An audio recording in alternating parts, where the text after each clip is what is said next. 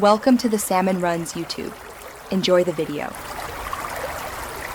In this video, I will explain how to play anime paint by number on Roblox. First, open Roblox and search for the anime paint by number game. Once you find it, simply join a server. You'll then be presented with a wide selection of anime images. Choose one that catches your eye to start your painting adventure. It's a fun and relaxing way to create beautiful art. The game mechanics are straightforward and intuitive. You'll notice that your chosen anime image is divided into many small sections, each marked with a specific number.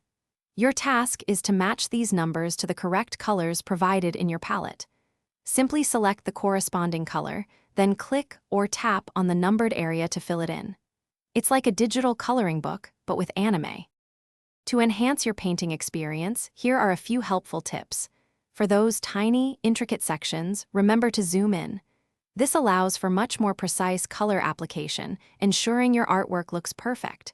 Don't worry if you make a mistake, there's always an undo button to correct any missteps. Most importantly, relax and enjoy the process. It's about having fun and creating something beautiful. Once you've filled in every numbered section, your anime masterpiece is complete.